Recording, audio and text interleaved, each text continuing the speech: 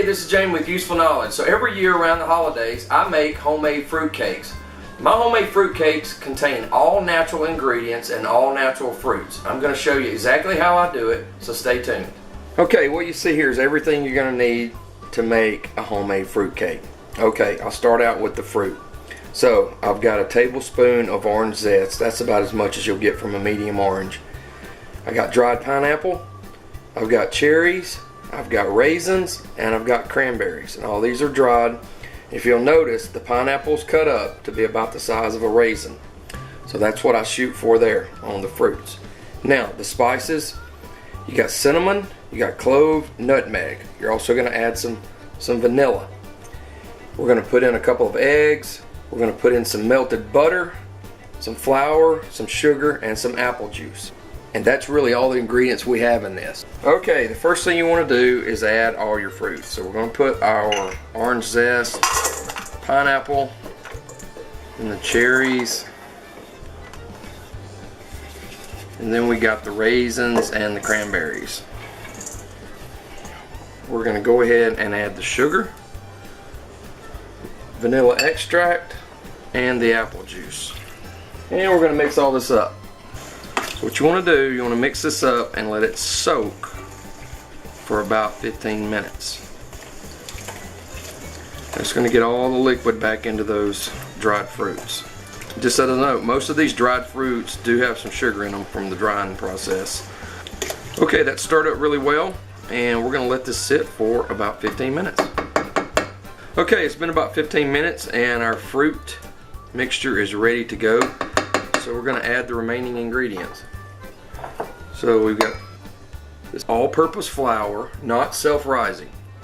This is fruit cake, you don't want it to rise too much. We've got nutmeg, clove, and cinnamon.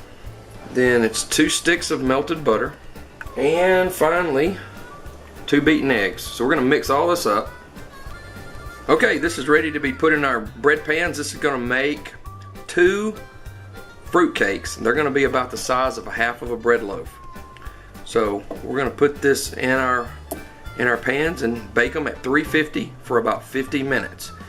Now, just a note, I did not put any baking powder in this mixture. You don't want this to rise up. You want the cake to stay moist and not really fluffy. So be careful, don't make this out of self-rising flour. Okay, there's some tricks I want to show you about cooking a fruit cake. So what I like to do is I use a cast iron bread pan, and you want to make sure you grease it up really well. So I'm going to do that right now.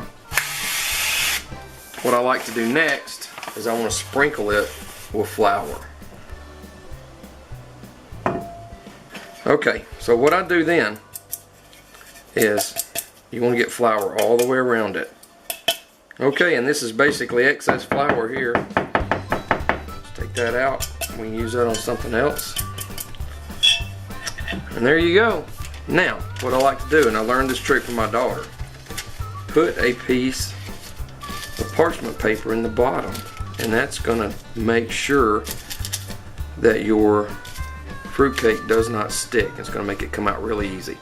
So as you can see, this recipe makes slightly more than 2 half bread loaf pans. And remember, this is not going to rise up, so this is as tall as it's going to get, because we made this out of all-purpose flour using no baking powder. So we're going to put this in the oven at 350 for 50 minutes. Okay, just got these 2 fruit cakes out of the oven. They were in there for about 50 minutes. Now all ovens are going to be different, but really you should leave them in for about 50 to 55 minutes just to make sure they're done. Now what we're going to do next is we're going to let these cool for 15 minutes, and then we're going to take them out of the pan, and then we're going to let them cool for another 5 minutes just on the baking rack. Then we're going to wrap them up with aluminum foil, and that's going to keep it really moist, and they'll be ready to eat when they cool down. Okay, these have cooled for about 15 minutes. Now what I'm going to do, I'm going to take a knife and go down the edge.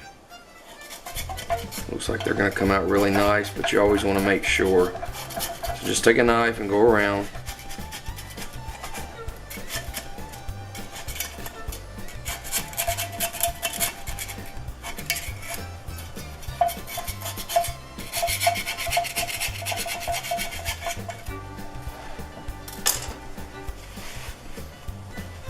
Okay, now these are still pretty warm, so.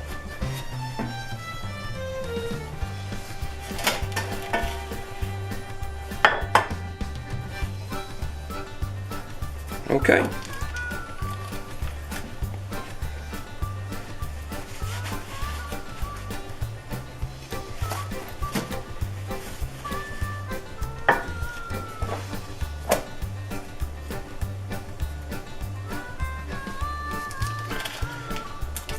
Okay, and there's your 2 fruit cakes. These are all natural fruit cakes. There was all natural ingredients. None of the weird stuff that you see in the grocery store. So I'm gonna wrap these up in aluminum foil, and then I'm gonna let them cool down, and that's gonna make the end product very super moist. Okay, these are wrapped in aluminum foil. They're still very warm. They'll cool down overnight. When you let them cool down in aluminum foil, it's gonna keep the cake very moist. So we hope you gain some useful knowledge on how easy it is to bake your own fruit cake at home with real natural fruits and ingredients. Thanks for watching.